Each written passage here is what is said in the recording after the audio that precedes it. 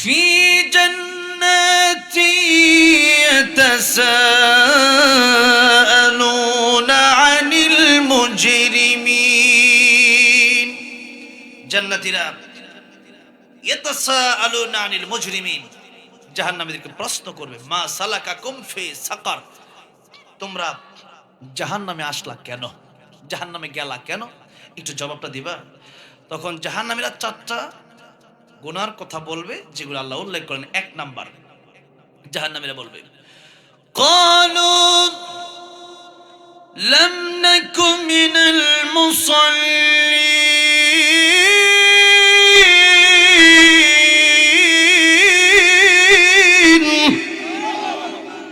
তারা বলবে, জাহান্নামীরা বলবে আমরা নামাজ পড়ি নাই, এই নামাজের ওয়াজ এত করা হচ্ছে তারপরে করে না। তবে কথা হচ্ছে এতটুকু মনে রাখবেন, নূহ আলাইহিস সালাম ৯৫০ বছর দাওয়াত দিয়ে ১০০ লোককেও মুসলমান বানাতে পারে নাই। আমি কি নূহ আলাইহিস সালামের চেয়ে বড় হয়ে গেছি নাকি? আমার নবী সারাটা জীবন নবীর চাচা আবু তালেবকে দাওয়াত দিলেন।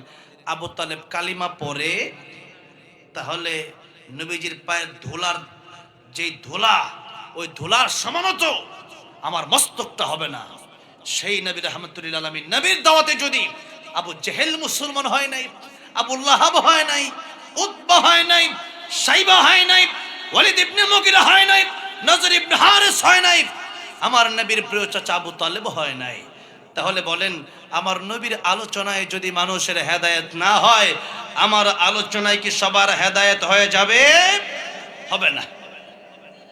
আল্লাহ বলেন ইন্নাকা লা তাহদি মান আহাবাবতা ওয়ালাকিন্নাল্লাহ ইয়াহদি মান ইয়াশা ওয়া হুয়া আ'লামু বিল মুহতাদিন। আল্লাহ বললেন নবীজি, হেদায়েত আপনার হাতে নয়। আমি আল্লাহ না চাইলে পৃথিবীর কোনো মানুষ হেদায়েত পাবে না।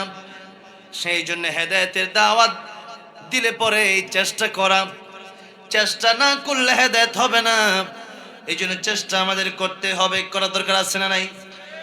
যে ওয়াজ শুনবো তা আমাদেরকে আমল করার কি করতে হবে? চেষ্টা করতে হবে। তারপরে যে আমল যদি না করি, তাহলে আমাকে এই ব্যাপারে প্রশ্ন করা হবে। তোমাদেরকে আমল করার জন্য বলা হয় নাই? সূরা মুলক আল্লাহ বলেন প্রশ্ন করা হবে জাহান্নামীদেরকে, সাআলাহুম খাযানাতুহা আলাম ইয়াতিকুম নাযীর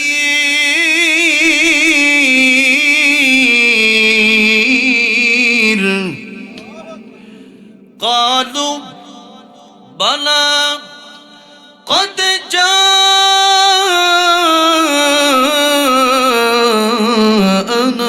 نذير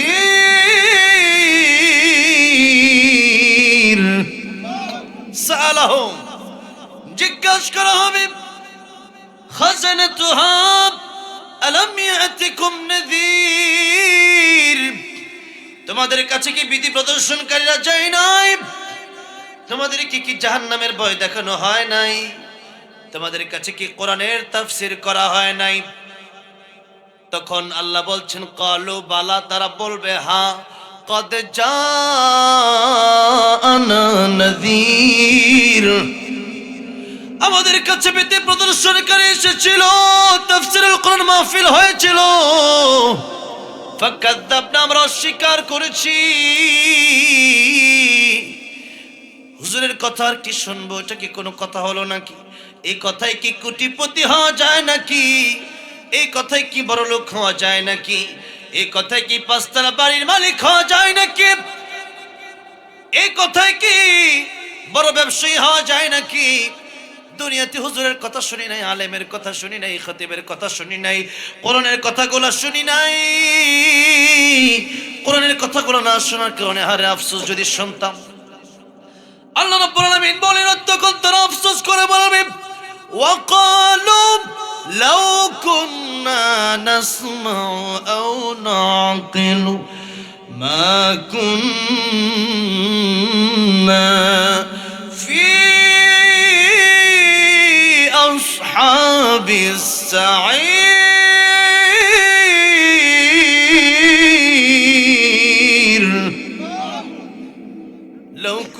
লাসমাউ, যদি ওই দিন আলেমের কথাগুলো শুনতাম, আও না কেন হুজুর কি বলছে, যদি শুনতাম, বোঝার চেষ্টা করতাম, অনুধাবন করতাম, আমল করতাম, মা কুন্না ফি আসহাবিস সাঈর, আজকে আমাদের জাহান্নামে আসা লাগতো না।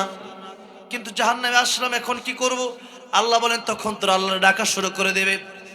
আল্লাহ বলেন রব্বানা আখরিজনা মিনহা ফাইন উদনা ফাইন্না যালিমুন ক্বালা ইখসাউ ফিহা ওয়ালা তুকাল্লিমুন। জাহান্নামীরা আল্লাহকে ডাকবেন আর বলবে রব্বানা আখরিজনা মিনহা, আয় আমাদের রব একটু জাহান্নাম থেকে বের করে দেন না। আল্লাহ আর গুনাহ করব না, আল্লাহ আর নামাজ ছাড়বো না, আল্লাহ আরেকবার দুনিয়াতে পাঠান, আপনার ইবাদত বেশি বেশি করে আসব, জালেমদের খাতায় আমাদের নাম আর থাকবে না। ফাইন উদনা ফাইন্না যালিমুন।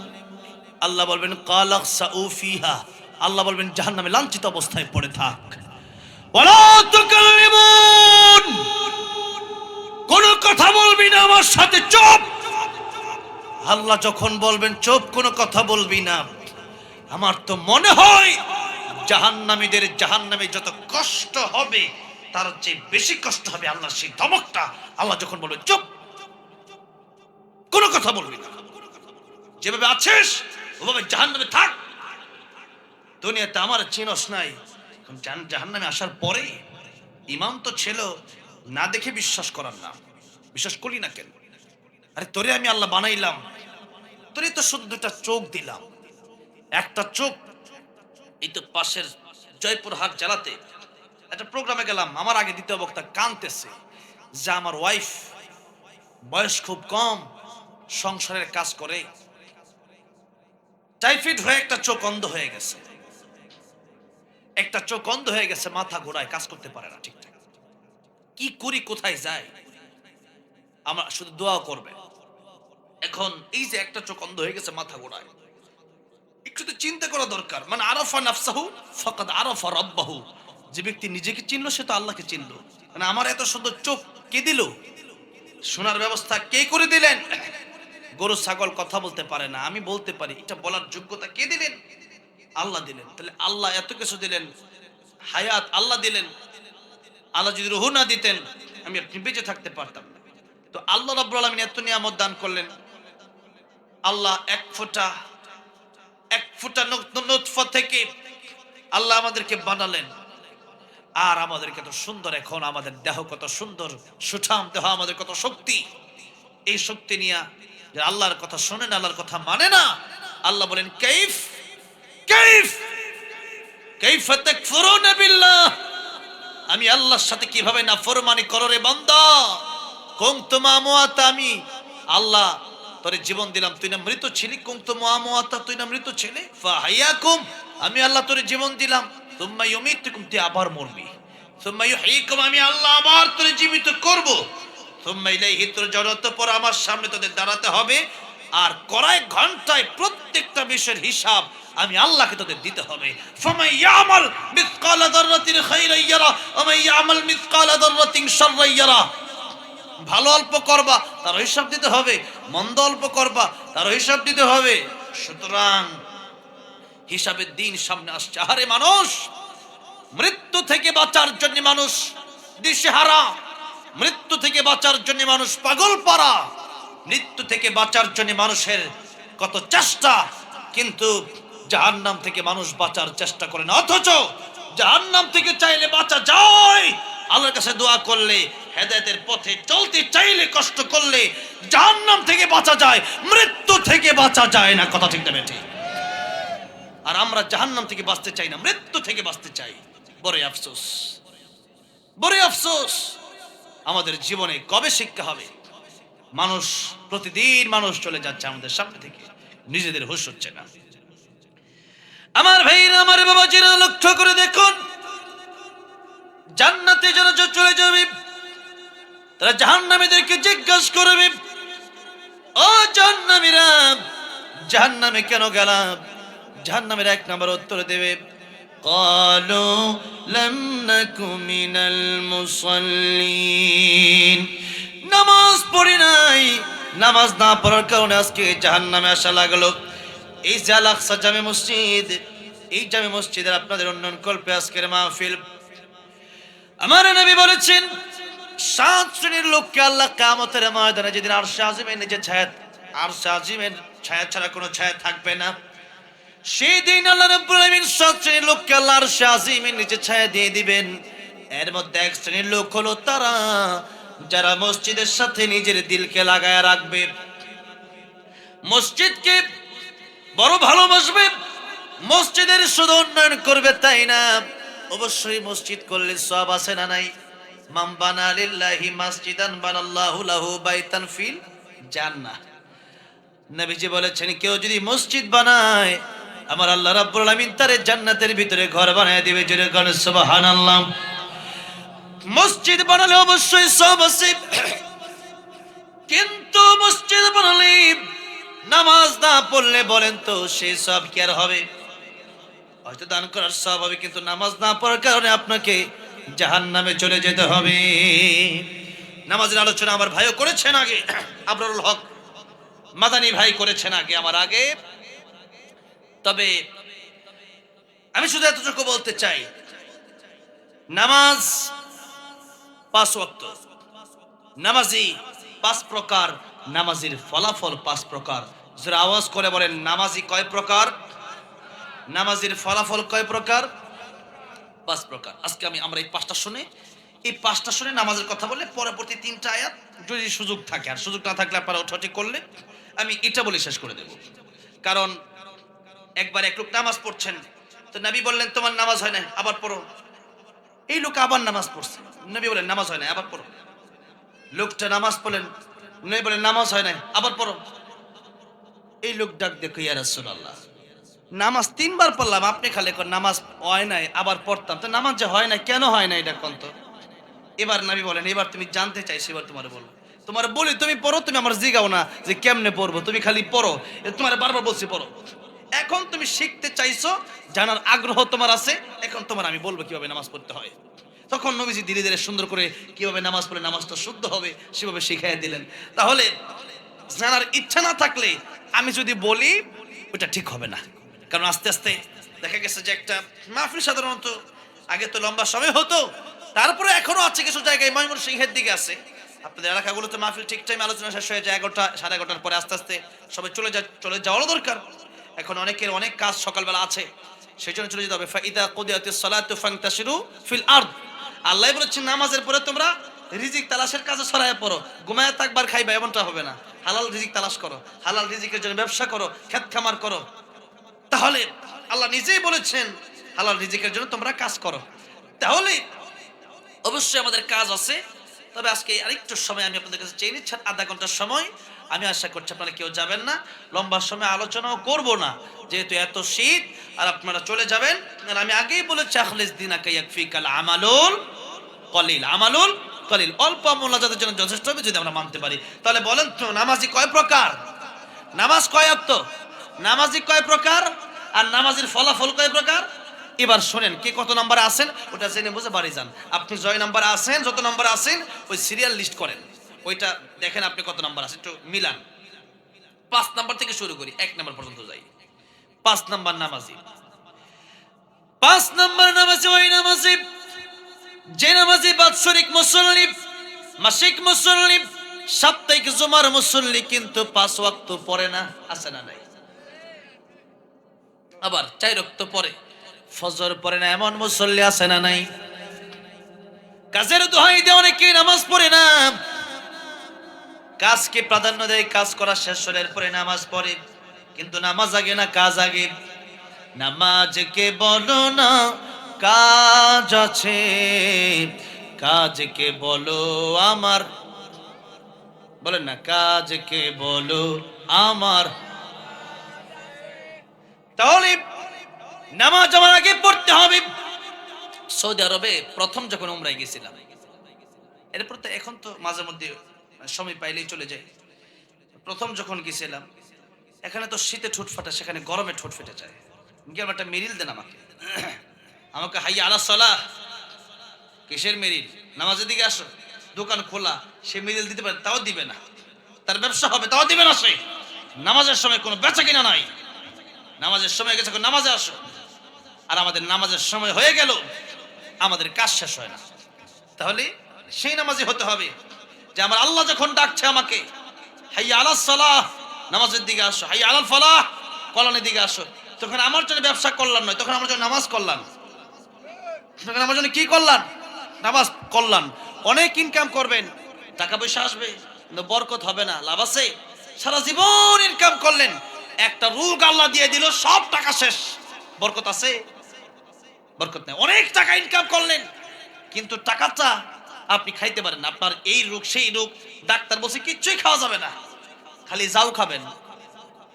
কথাটা বোঝেন? আবার একজন টাকা পয়সা বেশি নাই, কিন্তু খাওয়া দাওয়ার কোনো নিষিদ্ধ নাই, মিষ্টি কোনো ডায়াবেটিস নাই, দাও। এরপরে হাঁসের গোস্ত কখনো অ্যালার্জি নাই, দাও। হাঁসের ডিম আরে দাও, গরুর গোস্ত বেশি করে দাও। তাহলে দেখা গেছে যে অনেক গরিব আছে 5 প্লেট খাইতে পারে, খাওয়া দাওয়া সমস্যা নাই। আবার অনেক বড় লোক আছে, টাকা আছে কিন্তু খাইতে পারে না। কথা ঠিক না? ঠিক বলেন। তাহলে বলেন, টাকা হইলে কি শান্তি হয়? আল্লাহ বলছেন, ওয়ামান আ'রাদা আন যিকরি ফাইন্না লাহু মাঈশাতান দানকান ওয়া নাহশুরুহু ইয়াওমাল কিয়ামাতি আ'মা। আল্লাহ বলেছেন, যখন তোমরা আমার বিধান মানবা না, যখন তোমরা নামাজ পড়বা না, যখন তোমরা আমি আল্লাহর কথা শুনবা না, এই দুনিয়ার জীবনটা আমি আল্লাহ তোমাদের জন্য সংকীর্ণ বানায় দেব। জীবনে শান্তি পাবা না, অশান্তি জীবন হয়ে যাবে। মাঈশাতান দানকা, জীবনে টাকা থাকবে, শান্তি পাবা না। বিল্ডিং পাবা, শান্তি পাবা না। প্যারাডো গাড়ি পাবা, শান্তি পাবা না। কারণ আমি আল্লাহটা শোনো নাই যে। আর আমি আল্লাহটা শুনবা, তোমার হয়তো টাকা থাকবে না, ঘুমটা হবে আরামের। টাকা থাকবে না, খাওয়াটা হবে স্বাদের, রুচিটা থাকবে ভালো, রোগ বালাই থাকবে না, তোমার টেনশন থাকবে না। এটাই হলো শান্তির জীবন। জোরে কোন আলহামদুলিল্লাহ। আর আল্লাহর বিধান না মানে নামাজ না পড়লে কিয়ামতের ময়দানে আল্লাহ বলেন, আমি তোমাদেরকে আ'মা, অন্ধ বানায় ওঠাবো। ওয়া নাহশুরুহু ইয়াওমাল কিয়ামাতি আ'মা, আমি আল্লাহ নামাজ না পড়লে তোমাদেরকে অন্ধ বানায় ওঠাবো। তাহলে বলেন, আমাদেরকে নামাজ পড়ার দরকার আছে না নাই? নামাজ যারা পড়ে এদের তো শান্তিতে আর কেউ থাকে? দেখবেন নামাজ যারা পড়ে এদের মন থাকে ফুরফুরা। কথা ঠিক না ঠিক? আর যারা নামাজ পড়ে না, এরা দেখবেন নামাজ না পড়ে অন্যান্য কাজ এত করে, কিন্তু এদের কাজ শেষ হয় না। কত টাকা কামাবে, টাকা কামায় আর কি হবে? টাকা যদি কামাইতে কামাইতে একবারে দুনিয়ার সব দুনিয়া কিনেন, কি মনে করেন 3.5 হাত মাটির ঘর ছাড়া কি জায়গা হবে? মৃত্যুর পরে কি কাউকে বিল্ডিং এ রেখে দেওয়া হবে? তাই আইনুদ্দিন আজাদ রহমতুল্লাহ আলাইহি বলেছিলেন, হালাল হারাম না মানিয়া কত টাকা খরচ কামাই, এত টাকা রাখবা কোথায়? কাফনের তো পকেটে নাই। কত ঠিক না ঠিক? হালাল হারাম না মানিয়া কত টাকা খরচ কামাই, এত টাকা রাখবা কোথায়? কাফনের তো পকেট নাই। টাকা পয়সা লইয়া কি কেউ কবরে গেছে? কি জবাব দিবি রে তুই আল্লাহর কাছে? ওরে মানুষ হইছ বেহুশ দুনিয়ার পিছে, কি জবাব দিবি রে তুই আল্লাহর কাছে? কথা ঠিক না বেঠে? সেজন্য যত টাকা ইনকাম করেন না কেন, সেই টাকা নিয়ে কবরে যাওয়া যাবে না। নবী বলেন, তোমার 3 ভাই, প্রত্যেকের জন্য 3 জন ভাই আছে। জোরে বলে, আমাদের সবার কয় ভাই? কয় ভাই? আপনার 3 ভাই নাই? 3 ভাই যা আছে, এটা অনেকে মনে করতেছেন ওটা কোন ভাই? নবী বলছেন, কোন ভাইয়ের কথা বলতেছি শোনো। 1 নম্বর ভাইয়ের নাম তোমার আত্মীয় স্বজন, 2 নম্বর ভাইয়ের নাম তোমার ধন সম্পদ, 3 নম্বর ভাইয়ের নাম তোমার নেক আমল। এই হলো 3 ভাই। এই 3 ভাই সবাই আছে না নাই? আমাদের আত্মীয় স্বজন আছে না? বাবা মা ভাই বোন সন্তান আমাদের আছে না? এই আত্মীয় স্বজন পরিবার। নবীজি বলেন, 2 নম্বর তোমার ভাইয়ের নাম হইলো তোমার ধন সম্পদ। আচ্ছা, কারো কাছে টাকা একবারে না থাকুক, অন্তত পক্ষে জামাটা তো আছে পরার, জোরে কোন ঠিক না ঠিক? এটাও সম্পদ। বাড়ি থাকার বাড়ি আছে তো, এটাও সম্পদ। নবী বলেন তোমার 2 নাম্বার ভাইয়ের নাম তোমার সম্পদ। আচ্ছা তোমার 1 নাম্বার ভাই যেটা তোমার আত্মীয়-স্বজন তোমার কবরে যাবে না। 2 নাম্বার ভাই তোমার এই সম্পদ, ধন সম্পদ এটাও তোমার সাথে কবরে যাবে না। কবরে যাবে তোমার সাথে একটা ভাই, 3 নাম্বার ভাইটা ওইটার নাম হলো নেক আমল। ওইটার নাম কি? যত ভালো কাজ করবে এই ভালো কাজগুলো তোমার সাথে কবরে চলে যাবে। যদি কোন সুবহানাল্লাহ। তাহলে ভালো কাজগুলো আমাদের জন্য নাজাতের কারণ হয়ে যাবে। আল কবরু রাউযাতুম মিন রিয়াজিল জান্নাহ। কবরে যাওয়ার সাথে সাথে কবর জান্নাতের বাগান হয়ে যাবে। যদি কোন সুবহানাল্লাহ। আর কাজ যদি মন্দ করে যায় আর বাড়ি গাড়ি অনেক, আত্মীয়-স্বজন অনেক, তাহলে কবর জাহান্নামের গর্ত হয়ে যাবে। আও হুফরাতুম মিন হুফারিন নার। আবার ভাইরা আমার বাবা জান, তাহলে নেক আমল যতটা বেশি জরুরি, দুনিয়ার এই তুচ্ছ দুনিয়া আমাদের কাছে এই নেক আমলের কাছে কিছুই না। কথা ঠিক না বেঠিক? কারণ যেই জান্নাতে জীবন শুরু হবে আর জিন্দেগিতে শেষ হবে না। আরামের জীবন, আর দুনিয়া আরামের জীবন না। আর দুনিয়া সিজনুল মুমিন ও জান্নাতুল কাফির। দুনিয়া মুমিনের জন্য জেলখানা, এখানে কষ্টের জায়গা, আরামের জায়গা নয়। ফজরের সময় ঠান্ডা পানি দিয়ে ওযু করা। এখন এই 3 দিন যে শীত পড়ছে, এখন যারা ফজরের নামাজ পড়ে আমার মনে হয় এরাই সবচেয়ে বড় আল্লাহর ওলি। কথা ঠিক না বেঠিক? কারণ এদের চেয়ে বড় আল্লাহর ওলি কে হতে পারে? এই সময় ওযু করতে গেলে মাঝে মধ্যে গোশত মনে হয় হাড্ডি থেকে খুইলা যাবে।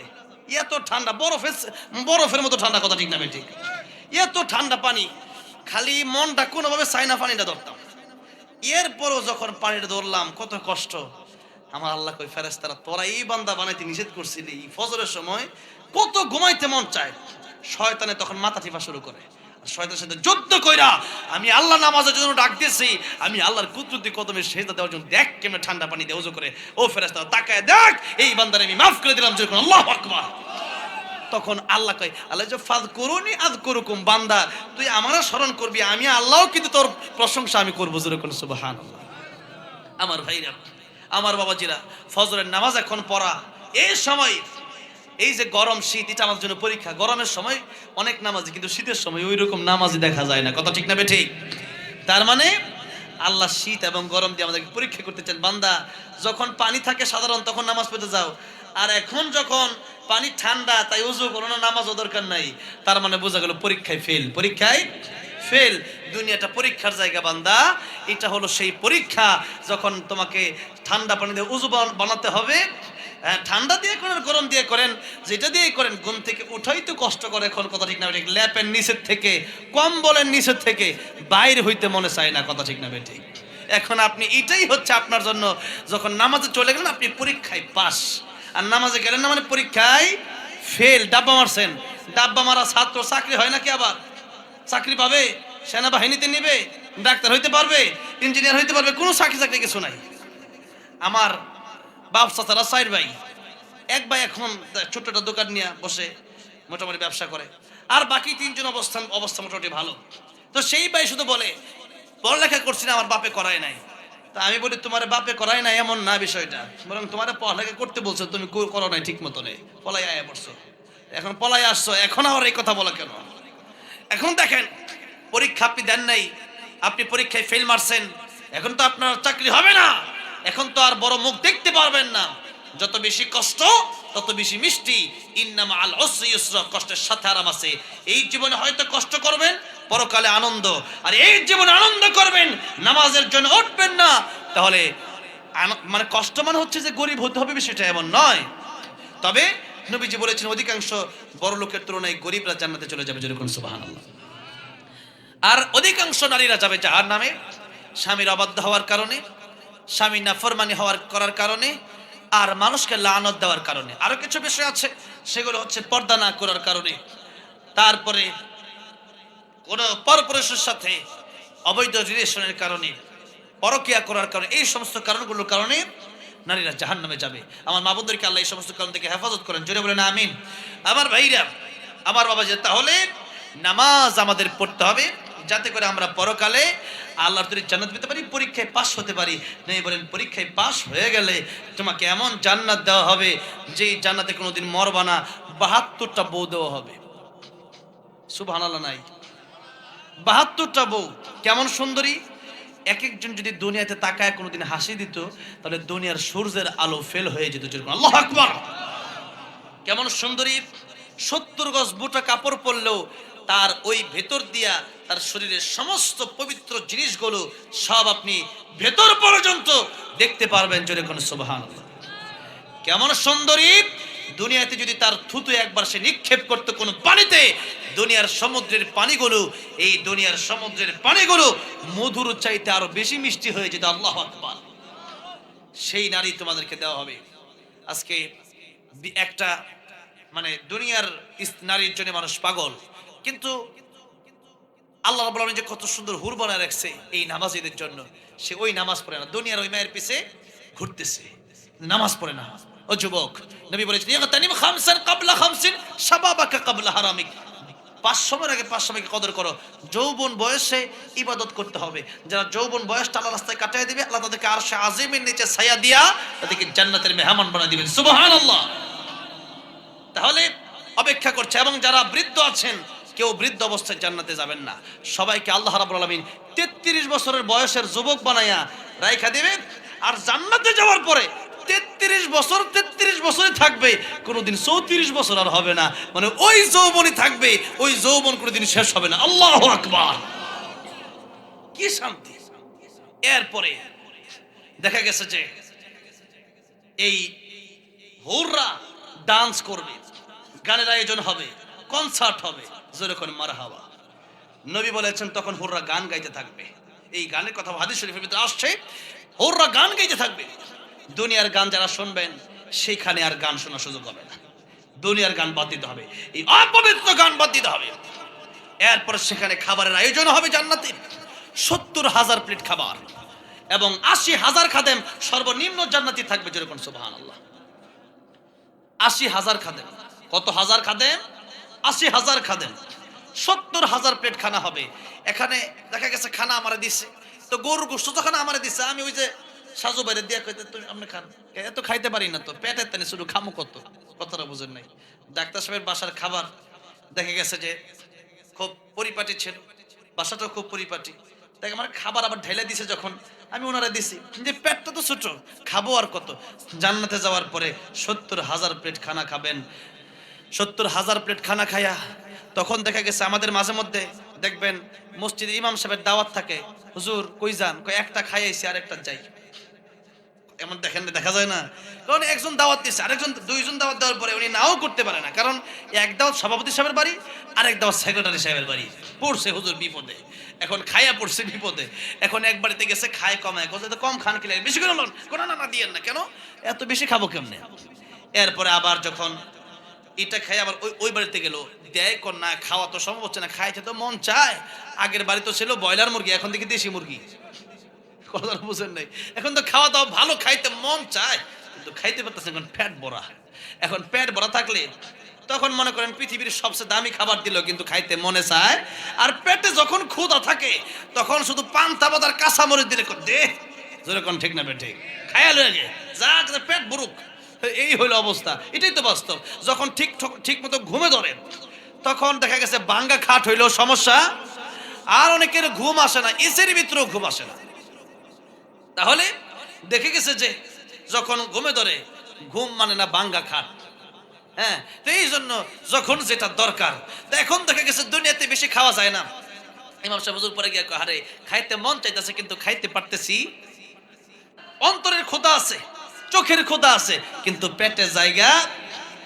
জান্নাতের ভেতরে 70,000 প্লেট খানা খাওয়ার পরে জান্নাতের একটা পার্টি শেষ হয়ে যাবে, আরেকটা পার্টিতে যোগদান করবে, আরেকটা দাওয়াতে যোগদান করবে, আরেকটা দাওয়াতে যোগদান করার পর পরে দেখবে আরো 70,000 প্লেট।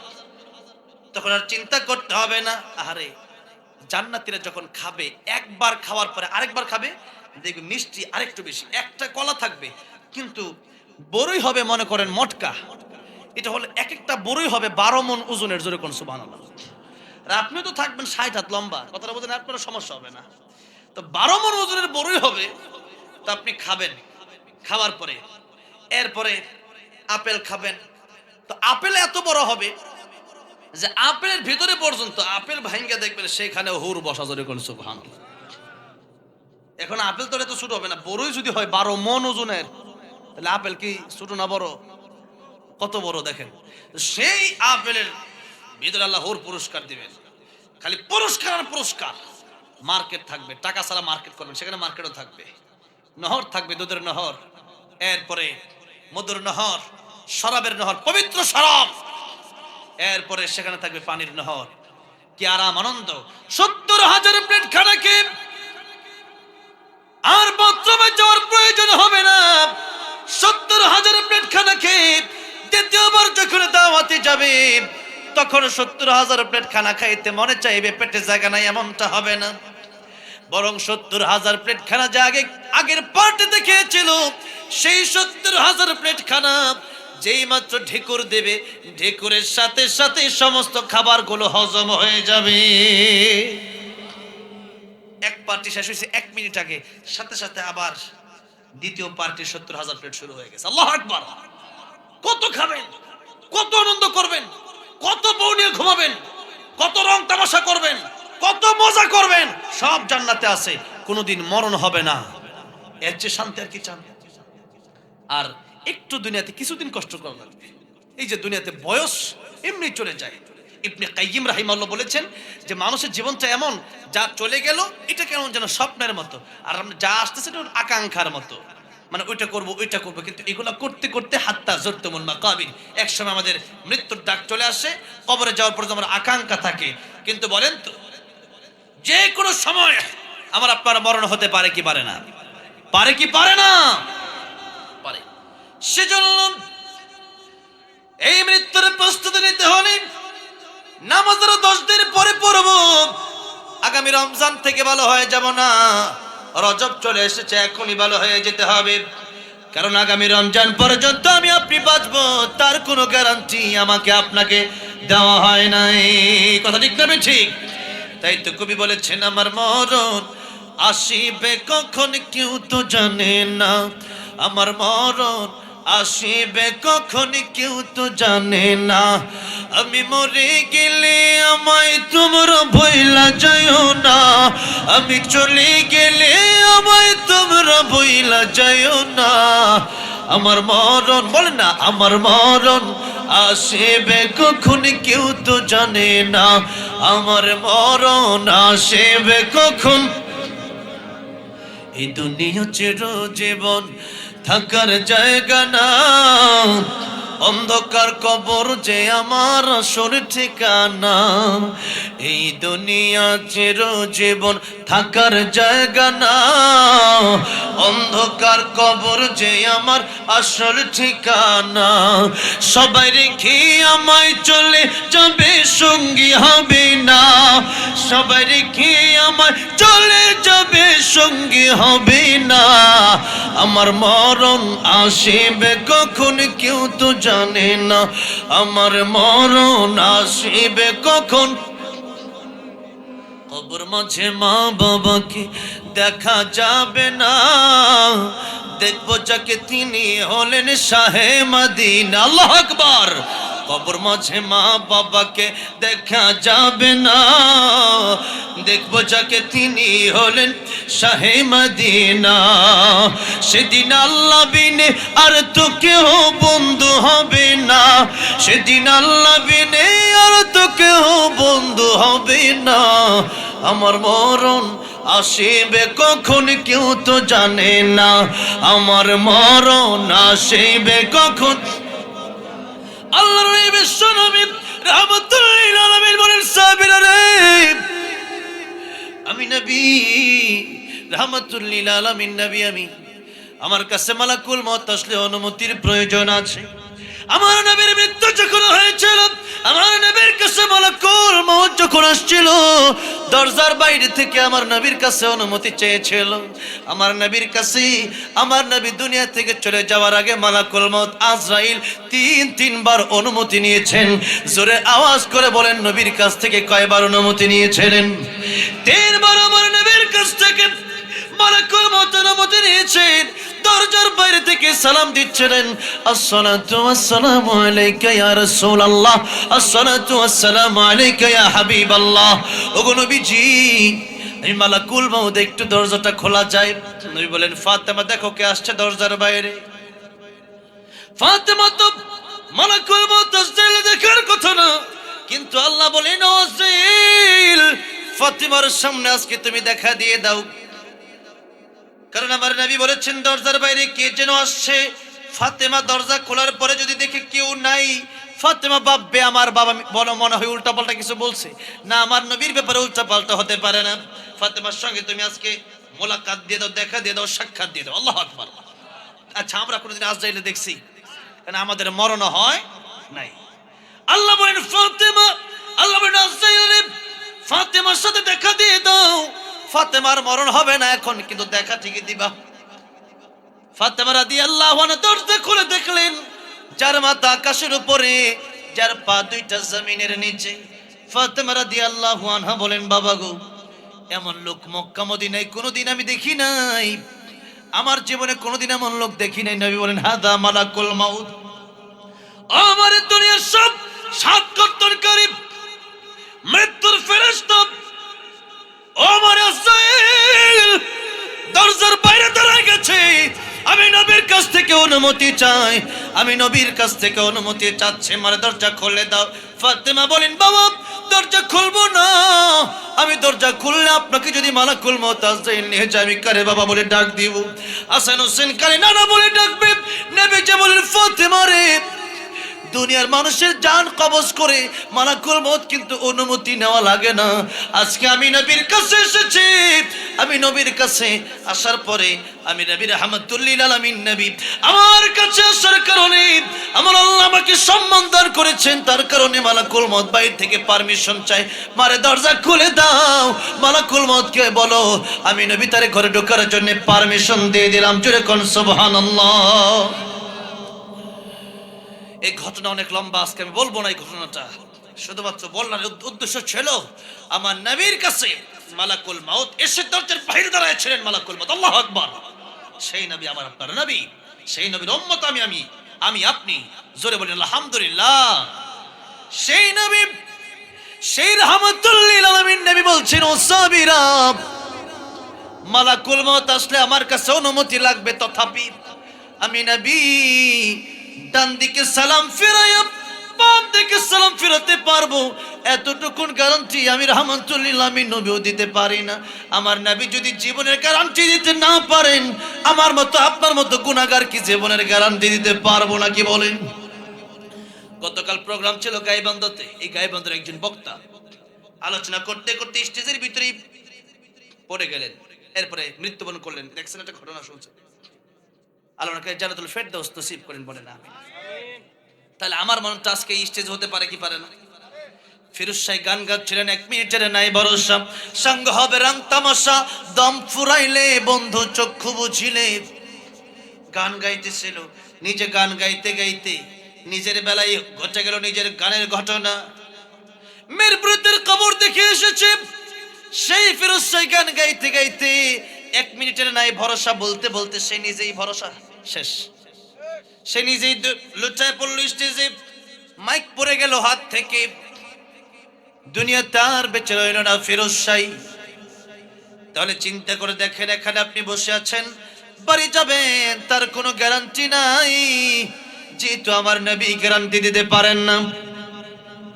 তাহলে বড় শোন, ভালো হয়ে যাব, নামাজ ঠিকঠাক পড়বো, আরো বহুদিন পর থেকে বিয়ের পরে ভালো হব। আর এই গ্যারান্টি কে দিল আপনারে যে আপনি বিয়ে করতে পারবেন? এই গ্যারান্টি কে দিল? কত যুবক মারা যায় বিয়ে করে নাই, মোটর সাইকেল অ্যাক্সিডেন্ট করে দেহ খোঁজে ঠিকঠাক পাওয়া যায় না। কত যুবক পানির নিচে ডুবে মারা যায়, জিন্দেগি তার কোনোদিন লাশটাও পাওয়া যায় না। কত যুবক আগুনে পুড়ে মারা যায়, গোশতটুকু খুঁজে পাওয়া যায় না। তাহলে একটু চিন্তা করে দেখেন, আমার আপনার মরণ কার কোন দিন হয়ে যায় বলা যায় না। এই জন্য মৃত্যুর প্রস্তুতি আর 10 দিন 20 দিন 1 মাস 2 মাস রমজান থেকে বিয়ের পরে ভালো হয়ে যাব তা না। মৃত্যুর প্রস্তুতি যদি নিতে হয় এখন থেকেই নেওয়া লাগবে, এখন থেকেই নেওয়ার দরকার আছে না নাই? এখন থেকে নেওয়া লাগবে। আমার জীবন কখন শেষ হয়ে যায় আমার জানা নাই। আমার ভাইরা, আমার বাজে তখন নামাজ 4 ওয়াক্ত পড়লেন অথবা সাপ্তাহিক মুসল্লি হলেন, এই নামাজি হয়ে জান্নাতে যাওয়া যাবে না। নামাজ 5 ওয়াক্ত এবং সময় মতো নামাজ পড়তে হবে, নির্দিষ্ট সময়। ইন্নাস সালাতা কানাত আলাল মুমিনিনা কিতাবাম মাওকুতা।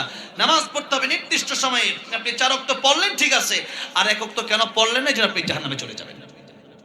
তাহলে নামাজ 5 নাম্বার নামাজ ওই নামাজি, যেই নামাজি নামাজ পড়লো কিন্তু ঠিক নামাজ 4 ওয়াক্ত পড়লো, 1 ওয়াক্ত পড়লো না, অথবা জুমা পড়লো বাকি 1 সপ্তাহ পড়লো না, এই নামাজি জান্নাতে যেতে পারবে না সহজেই। আগে জাহান্নাম ভোগ করে পড়ে, আর জাহান্নাম কত কোটি বছর ভোগ করা লাগবে সেটা আল্লাহ মাহমুদ ভালো জানে। তাহলে নামাজ যদি এই 5 নাম্বার সিরিয়ালে কেউ থাকেন, একটু আগে যাওয়া দরকার আছে না? একটু 4 নাম্বার সিরিয়ালটা বলি, কারণ সময় সংক্ষিপ্ত, 5 মিনিটের ভিতরে আলোচনা শেষ হয়ে যাবে। 4 নাম্বার সিরিয়াল ওই নামাজি, যেই নামাজি নামাজ পড়ে কিন্তু ঠিকঠাক পড়ে না। যেমন নামাজ পড়ে তো পবিত্র হয় না। নবীজি বলেছেন, একবার নবীজি যাচ্ছিলেন রাস্তা দিয়ে, দেখলেন 2টা কবরে আযাব হচ্ছে। নবীজি কবরে আযাব দেখতে পারতেন। নবী বললেন, 2টা কবরে আযাব হচ্ছে, একটা কবরে আযাব হচ্ছে সে পেশাব থেকে বাঁচতে পারতো না। এটা কয়েকটা ব্যাখ্যা, আজকে আমি 3টা বলি। একটা হচ্ছে যে সে রাখাল, হয়তো সে রাখাল ছিল, সে তার গরু ছাগলের পেশাব থেকে বাঁচতে পারে নাই। আরেকটা হচ্ছে সে নিজে পেশাব করে পেশাবের ছিটা থেকে বাঁচতে পারে নাই। আরেকটা হচ্ছে সে নিজে যখন পেশাব করতো, আমাদের দেশে অনেকে পেশাব করে কিন্তু পেশাব করার পর পানি তো নেয় না, ডিলা কলুপ টিস্যু পেপার কিছুই নেয় না। কথা ঠিক না বেঠি? আপনার পেশাব আপনার শরীরে লেগে আছে, কাপড়ে লেগে আছে। শরীর পাক, কাপড় পাক, নামাজের জায়গা পাক। তো আপনার শরীরে তো পাক নাই, কাপড়ে তো পাক নাই, আপনি নামাজ পড়বেন যে নামাজটা হবে কিভাবে? সেই জন্য আপনাকে পেশাব করার পর পুরুষের 1-1.5 মিনিট 2 মিনিট পর্যন্ত পেশাব বের হতে থাকে, কিন্তু আপনি সেই টিস্যু না নিয়ে কোন রকম চলে আসলেন, আপনি তো পবিত্রই হতে পারেন না। আর নামাজের জন্য শর্ত হচ্ছে পবিত্র থাকতে হবে। পবিত্র, আপনি অপবিত্র। নবীজি বলেছেন এই বিষয়টাকে মানুষ খুব সাধারণভাবে দেখে, কিন্তু কবরের সবচেয়ে ভয়ঙ্কর আযাব এই কবরে হচ্ছে এই লোকটা কেন পেশাব থেকে বাঁচত না, কেন অপবিত্র থাকতো। এই জন্য আমাদের পবিত্র থাকতে হবে। কি থাকতে হবে? পবিত্র। নামাজ ঠিকঠাক পড়তে হলে পবিত্র থাকতে হবে। এবং জেলা করুপ নেওয়ার পরে আপনাকে ওযু ঠিকঠাক করতে হবে। ওযুর ফরজ ঠিকঠাক আদায় করতে হবে। গোসলের ফরজ জানে না, কলি করে না, নাকে পানি দেয় না, মসজিদে চলে যাচ্ছে। তা আপনি মসজিদে গেলে নামাজ তো হচ্ছে না, আপনার তো গোসল ফরজ ছিল। এরপরে নামাজে দাঁড়াচ্ছেন তো কোরআন তেলাওয়াত শুদ্ধ নাই। তো কোরআন তেলাওয়াত নামাজ ভঙ্গের কারণ কয়টা? 19টা। আর নামাজ ভঙ্গের 19 কারণের প্রথম কারণটা হচ্ছে নামাজে অশুদ্ধ পড়া। নামাজে অশুদ্ধ পড়া। নামাজ অশুদ্ধ পড়লে নামাজ হয়ে যাচ্ছে, কেমন হচ্ছে? নামাজ তো হচ্ছে না, নামাজ হয় না। আমি এরকম বহুবার নামাজ ভেঙ্গেছি। আমি টাঙ্গাইলে এরকম এই এলাঙ্গা পাম্প, এখানে একজন নামাজ দাঁড়ায় গেল, আমি পিছন দাঁড়ালাম, বলছে কুল হু আল্লাহু আহাদ। আমি নামাজ ভেঙে চলে আসলাম। মসজিদে বলে, হুজুর কামটা কি করলেন? নামাজ ভেঙে চলে আসলাম। আমি বললাম চলে আসবো না, উনি তো পড়ছে কুল হু আহাদ, আল্লাহ বলেন আহাদ, সে বলছে আহাদ, তাহলে অশুদ্ধ। সে তো আল্লাহ বলছেন আমি আল্লাহ এক, আমি আর কোনো শরীক নাই, সে বলছে আল্লাহ ওয়াদা। আমি যদি জিজ্ঞাসা করি আপনি কেমন আছেন, একটা কথা, একটা অর্থ আছে। আমি যদি জিজ্ঞাসা করি আপনি গ্যালাস, আপনি মাইক, আপনি আমি ঢাকা, কোন অর্থ লিটার? সে তো বলছে আল্লাহ ওয়াদা, আহাদুন মানে ওয়াদা। তাহলে সে পড়বে আহাদ, কই আল্লাহ এক, আর সে বলছে আহাদ আল্লাহ ওয়াদা, তাহলে অর্থ চেঞ্জ হয়ে গেছে। আর নামাজে এমন কোন অক্ষরের কারণে, এমন কোন লাহনে জলি যদি হয়ে যায়, এমন কোন বড় ভুল যদি হয়ে যায়, যার কারণে আয়াত পড়তে গেলে পরে অর্থ চেঞ্জ হয়ে যায়, এই ব্যক্তি নামাজ হবে না। তাহলে বলেন কোরআন তেলাওয়াত শুদ্ধ করে পড়ার দরকার আছে না নাই? আজকে থেকে মসজিদে বয়স্ক শিক্ষা চালু করেন, রজব মাসে কোরআন তেলাওয়াতের কোর্স চালু করে দেন। আপনি দুনিয়া সব শিখলেন, কোরআন সহি শুদ্ধ করে শিখলেন না, আর আপনি জান্নাতে চলে যাবেন, হতেই পারে না। যদি আল্লাহ দয়া করে দেয় সেটা ভিন্ন কথা, কিন্তু আল্লাহর কোরআন তো বলছে হবে না, আল্লাহর কোরআন তো বলছে এভাবে নামাজ হবে না। তাহলে আপনি নামাজে অশুদ্ধ পড়লেন, আপনার নামাজ হবে না। তাহলে নামাজে কি পড়তে হবে? শুদ্ধ। আর শুদ্ধ পড়তে হলে শুদ্ধটাকে শিখতে হবে। কথা ঠিক না ঠিক? আর বাংলায় যারা কোরআন শিখেন, এই বাংলায় কোরআন শরীফ পড়া জায়েজ নাই, নাই, নাই। পৃথিবীর কোন মুফতি এমন জন্মগ্রহণ করে নাই যেই মুফতি এই ফতোয়া দিতে পারবে যে বাংলায় কোরআন পড়া জায়েজ আছে। বাংলায় কোরআন ছাপিয়েছে যারা, এরাও তো নির্বোধ, বোঝে না। আপনি আলহামদুর জায়গায় হা পড়বেন কিভাবে? আইন পড়বেন কিভাবে? কফ পড়বেন কিভাবে? সাদ পড়বেন কিভাবে? জা পড়বেন কিভাবে? ইয়া পড়বেন কিভাবে? আরবি উচ্চারণের সাথে বাংলা উচ্চারণের মিল নাই, তাহলে আপনি পড়বেন কিভাবে? ও, আপনি হার জায়গায় হা বলবেন, অর্থ চেঞ্জ, নামাজ হবে না। আইনের জায়গায় হামজা বলবেন, অর্থ চেঞ্জ, নামাজ হবে না। এগুলো ওয়াজ শোনার পরে তাড়াতাড়ি যান, দেখেন ইমাম সাহেবকে জিজ্ঞেস করেন, হুজুরকে জিজ্ঞেস করেন যে আমার কোরআন তেলাওয়াত শুদ্ধ কিনা। আমার বয়স হলেও চলে গেছে, আমি বুঝি না এতদিন, আজকে আমি বুঝছি, আজকের ওয়াজ শুনে আমি বুঝছি আমার কোরআন তেলাওয়াত অশুদ্ধ। আমি কোরআন তেলাওয়াত শিখতে চাই, আমি কোরআন না শিখা আমি কবরে যেতে চাই না। নিয়ত করা যাবে না ইনশাআল্লাহ? কোরআন শিখেন। দুনিয়ার ব্যবসা বাণিজ্য করতে হলে বুঝি শিখা লাগে, ড্রাইভিং করতে হলে ড্রাইভ শিখা লাগে, নাহলে অ্যাক্সিডেন্ট হয়। আর আপনি জান্নাতে যাবেন আল্লাহর কোরআন না শিখা? কোনোভাবেই সম্ভব নয়। সেই জন্য আল্লাহর কোরআন আমাদের সবাইকে, যে তলাবুল ইলমি ফারিদাতুন আলা কুল্লি মুসলিম, সবার জন্য শিক্ষা গ্রহণ করা ফরজ, নফল নয়, আবশ্যক। আপনাকে শিখতেই হবে। কু আনফুসাকুম ওয়া আহলিকুম নারা, নিজে শিখলেই হবে না, পরিবার নিজের বাচ্চাকেও এই কোরআন শেখাতে হবে। নবী বলেন 7 বছর বয়স হয়ে গেছে তাকে নামাজের আদেশ দাও, 10 বছর হয়ে গেছে নামাজ পড়ে না, এর পিটাও। কেন পিটাবা? আরে যে নামাজ পড়ে না ও তো আল্লাহরই চিনে না। ও 2 দিন পরে ওই যে খুন করেছে হাদি ভাইকে, ওইরকম খুন করবে, তার ভেতরে গায়ে লাগবে না, ও তো নামাজই পড়ে না। ইন্না সলাতা তানহা আনিল ফাহশাই ওয়াল মুনকার, নামাজ মানুষকে মন্দ কাজ থেকে বাঁচায় দেয়। নামাজই যে পড়ে না সে সব খারাপ কাজ করতে পারে। আর একটু পরে বুঝবেন। তাহলে 4 নাম্বার নামাজি নামাজ পড়ে ঠিকঠাক পড়ে না। যেমন আরেকটা কথা বলে শেষ করছি, তাহলে কোরআন তেলাওয়াত আমরা শিখবো তো ইনশাআল্লাহ শুদ্ধ করে? আল্লাহ তৌফিক দান করেন, জুড়ে বলেন আমিন। নামাজি 4 নাম্বার নামাজি ওই নামাজি যে নামাজ ঠিকঠাক পড়লো না। যেমন নামাজের ভিতরে দেহ আছে মসজিদে, মন আছে বাজারে, দেহ আছে মসজিদে, মন আছে দোকানে। এটা ঘটনা শুনছেন অনেকেই, যে একজন নামাজ পড়তেছে, তো নামাজের ভিতরে প্রতিদিন এশার নামাজটাই পড়ে, ইমাম সাহেব আজকে 3 রাকাত পড়াইছে, উনি বলতেছেন হুজুর নামাজ হয় নাই। তা আপনি কেমনে বুঝলেন? আমার দোকানে হচ্ছে 4টা, হিসাব করলাম 3টার আরেকটা গেল কই?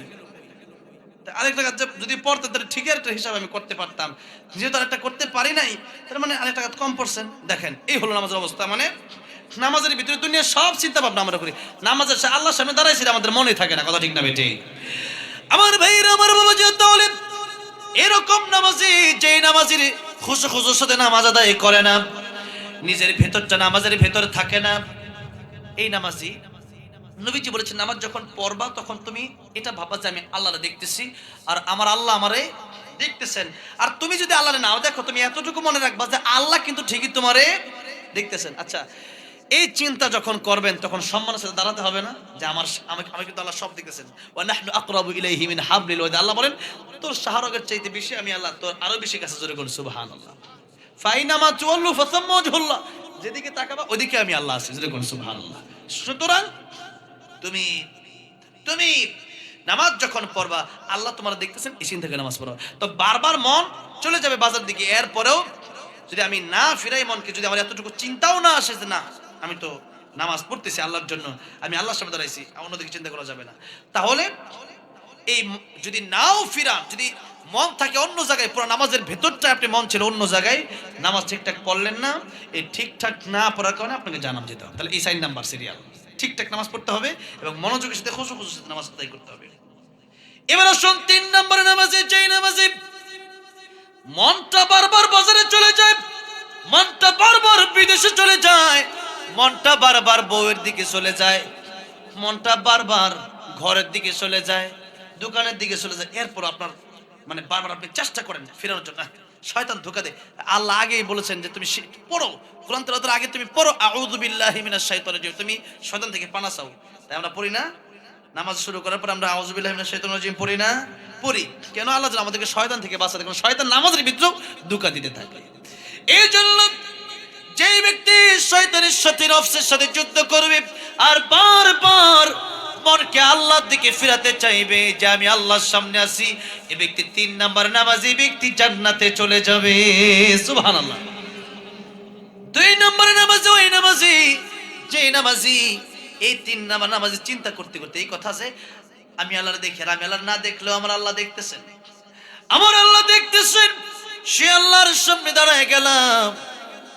এই চিন্তা যখন কেউ করে নামাজ পড়ে তখন এই নামাজের ব্যাপারে কোরআনের আয়াত নাযিল হয়েছে, ইন্নাস সালাতা তানহা আনিল ফাহশাই ওয়াল মুনকার, নিশ্চয় নামাজ মানুষকে মন্দ কাজ থেকে বাঁচায় দেয়। সেটা কোন নামাজ? যে নামাজ মানুষ পড়ে, যখন পড়ে তখন মনে করে যে আমার আল্লাহ আমার দেখতেছে, আমি আল্লাহ রাব্বুল আলামিনের সামনে দাঁড়ায় গেছি। তখন এই নামাজ সে পড়ার কারণে নামাজের বাইরে যখন চলে যায় তখন সে ব্যক্তি চিন্তা করে যে আল্লাহ আমার নামাজের ভিতরে দেখতেছে, ওই আল্লাহ নামাজের বাইরেও আমারে দেখতে তখন আর গুনাহ করতে পারে না, কারণ গুনাহ করতে গেলেই তো চিন্তা হবে আমি একা গুনাহ করব না, আমার কেউ দেখে না, আমার আল্লাহ তো আমার ঠিকই দেখতেছেন। আল্লাহর ভয় যার ভিতরে থাকবে সে গুনাহ করতে পারে না। আমার ভাইরা, এটা হলো 2 নাম্বার নামাজি। 1 নাম্বার নামাজি শেষ আলোচনা। 1 নাম্বার নামাজি কোন নামাজি? 1 নাম্বার নামাজের একটা হাদিস শরীফ বলি দেখেন। আল্লাহ নবী বলেন, আল আম্বিয়া ও আহিয়াউন ফি কুবুরিহিম আল মুসাল্লুন। নবী মানে আম্বিয়া কেরামগণ তারা তাদের স্ব কবরে, নিজস্ব কবরে তারা জীবিত এবং তারা তাদের কবরে তারা নামাজ পড়তে থাকেন। জোরে কোন সুবহানাল্লাহ। এই যে বলছিলাম না একটু আগে, নবী নামাজ পড়তে পড়তে পা মুবারক ফুলে যেত। তার মানে কবরে গিয়ে নামাজ পড়লে যে আলাদা জাহান্নাম থেকে বাঁচা যাবে, জান্নাতে যাওয়া যাবে, বিষয়টা এমন নয়। এরপর তারা কবরে গিয়ে নামাজ পড়েন নবীরা। কেন? নামাজে এত মজা পৃথিবীতে তাদের আর দুনিয়ার কিছু এত মজা লাগে নাই। আল্লাহর ওলি যারা, তাদের নামাজের ভিতরে এত মজা, দুনিয়ার অন্য কিছু ভিতরে এত মজা লাগে না। তাই আব্দুল কাদের জিলানী রাহমাতুল্লাহ আলাইহি দুনিয়ায় থাকতে বলতেন, জান্নাত ও দোজখ সে ইয়া রব্বি ক্যা করব, जन्नत और दोज़ख से और अब क्या करूं, आरज़ू है मैं तुझसे देखा करूं, आरज़ू है मैं तुझसे देखा करूं। আল্লাহ জান্নাত জাহান্নাম দিয়ে আমি কি করব? আল্লাহ জান্নাতে যদি নাও যেতে পারি, আল্লাহ তোমার দিদার যদি আমার নসিব হয়ে যায়, আয় আল্লাহ তোমার সাথে যদি আমার দেখা হয়ে যায়, আমি আব্দুল কাদের জিলানীর অন্তরে আর কোনো দুঃখ থাকবে না। আল্লাহু আকবার। চিন্তা করে দেখেন, তাহলে আল্লাহর ওলিরা জান্নাত যত বেশি চাইতেন, তার চেয়ে আমার আল্লাহকে আরো বেশি চাইতেন। মাল্লাহুল মাওলা ফালাহুল কুল। যে ব্যক্তি আল্লাহকে পেয়ে গেল সে সব পেয়ে গেল। যেরকম সুবহানাল্লাহ। এটা হলো 1 নাম্বার নামাজি। যেই নামাজি তার কাছে সবচেয়ে বেশি ভালো লাগে। সে নামাজের সময় হয়ে গেলে ঘুম ভালো লাগে না, নামাজের সময় হয়ে গেলে খাওয়া ভালো লাগে না, নামাজের সময় হয়ে গেলে আড্ডা ভালো লাগে না। ওই নামাজি হলো আসল নামাজি। এরকম নামাজি আল্লাহ আমাদেরকে বানায় কবরে যাওয়ার তৌফিক, কবরে নেন আল্লাহ আমাদেরকে 5 ওয়াক্ত নামাজি বানায়া আল্লাহ কবরে ডাক দিও। জোরে বলেন আমিন। শুধু 3টা আয়াতের তরজমা করে শেষ করে দিচ্ছি। 2 নম্বর জাহান্নামীরা বলবে, ওয়ালাম নাকুনু তুইমুল মিসকিন। 2 নম্বর জাহান্নামীরা বলবে, জাহান্নামের 2 নম্বর কারণ হচ্ছে মিসকিনদেরকে, গরিব মানুষদেরকে খাবার দেয় নাই। 3 নম্বর কারণ আল্লাহ বলছেন, ওয়া কুন্না নাখুদু মাআল খায়িদিন। আল্লাহ রাব্বুল আলামিন বলছেন তখন জাহান্নামীরা 3 নম্বর যে উত্তর দিবে, সে উত্তরটা হলো, অহেতুক আড্ডাকারীদের সাথে আড্ডা দিতাম, আর সে আড্ডায় বসে বসে মানুষের বিরুদ্ধে গীবত করতাম, চুগলখড়ি করতাম, অমুক ভালো না তমুক ভালো না। আড্ডা আছে না এই সমস্ত আড্ডা, অমুক ভালো না তমুক ভালো না। এটা করে কি করলেন? নবী বলেন 2টা ক্ষতি। তোমার নেক আমল চলে যাবে তার কাছে, তার বদ আমল চলে আসবে তোমার কাছে। তুমি তার বদ আমল নিয়ে জাহান্নামে যাবা, তোমার নেক আমল সে নিয়ে জান্নাতে যাবে। সুতরাং গীবত করার ক্ষতি, এই গীবতের আলোচনা সময় থাকলে আজকে করতাম ঘন্টার পর ঘন্টা। সূরা হজরতে যে আয়াত আছে, ওয়ালা ইয়াগতাব বা'দুকুম বা'দা আইয়ুহিব্বু আহাদুকুম আইয়াকুলা লাহমা আখিহি মাইতান ফাকারিহতুম। আল্লাহ বলেছেন তোমরা গীবত করো না। তোমরা কেমনটা পছন্দ করো? ইউহিব্বু আহাদুকুম, তোমরা কি পছন্দ করো আইয়াকুলা লাহমা আখিহি মাইতান, তোমাদের মরা ভাইয়ের গোশত কেউ খাইতে পছন্দ করো? আমরা বলবো না। আল্লাহ ফাকারিহতুম, তোমরা পছন্দ করো। নিশ্চয়ই তোমরা মৃত ভাইয়ের গোশত খাওয়া পছন্দ করো। তাহলে তোমরা গীবত কে অপছন্দ করো? আমি আল্লাহর কাছে গীবত অপছন্দ। পরের নিন্দা, পরের সমালোচনা, আরেক ভাইকে ছোট বানানোর ইচ্ছা, আরেক ভাইয়ের মানিজ্যত নষ্ট করার ইচ্ছা যাদের আছে, মনে রাখবেন আপনি গীবত করে তার ক্ষতি করলেন না, বরং তার উপকার করলেন। কেমনে? তা আপনার নেক আমল আপনি তারে দিয়ে দিলেন।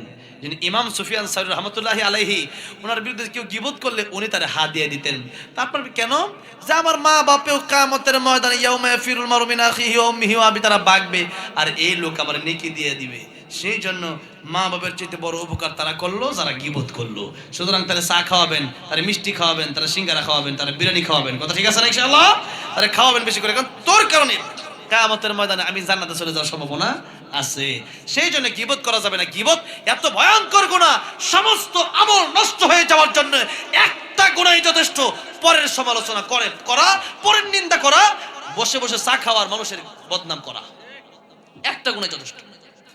আর 4 নাম্বার, ওয়াকুন্না নুকাযযিবু বিয়াউমিদ্দিন। আল্লাহ বলছেন মানুষ কিয়ামতকে অস্বীকার করার কারণে, মুফাসসিরিন কেরামগণ বলেন আরেকটা বিষয় হচ্ছে কিয়ামত বিষয়ে গাফলতি করার কারণে, পরকাল বিষয়ে যে 5000 টাকা পাই দাও না কেন? দিব না। একজন বললেন যে না দিলে কিয়ামতের ময়দানে তোমাকে আমি দেখে নেব। সে বলল আরে ভাই কিয়ামতের ময়দানে দেখে নিলে দেখো, যাও যাও।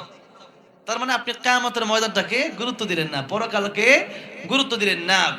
আল্লাহ বলেন এই গুরুত্ব না দেওয়ার কারণে জাহান্নামে যাওয়া লাগবে। দুনিয়াকে প্রাধান্য দিলেন, আখিরাতের তুলনায় আপনি জাহান্নামে যাবেন। সেই জন্য আখিরাতকে দুনিয়ার তুলনায় প্রাধান্য দিতে হবে।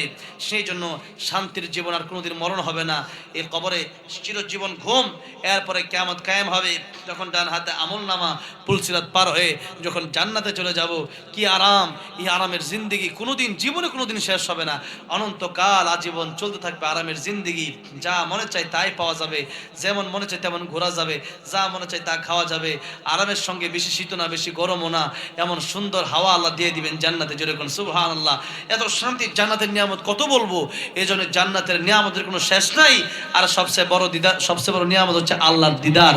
যেরকম সুবহানাল্লাহ। তো এত নিয়ামত পাইতে হলে দুনিয়াতে একটু কষ্ট করা লাগবে, নামাজ ঠিক রাখা লাগবে, কোরআন তেলাওয়াত ঠিক রাখা লাগবে, মা বোনদের পর্দা করা লাগবে, এরপরে দান সদকা করা লাগবে, এরপরে গুনাহ ছেড়ে দেওয়া লাগবে। তাহলে আমরা জান্নাতে যেতে পারবো। আল্লাহ রাব্বুল আলামিন আমাদেরকে জান্নাতি হয়ে কবর যাওয়ার তৌফিক দান করেন। সকলে বলেন আমিন। ওয়া আখিরু দাওয়ানা আলহামদুলিল্লাহি রাব্বিল আলামিন। এখন এক দুইটা আবদার আমার কাছে এসেছে।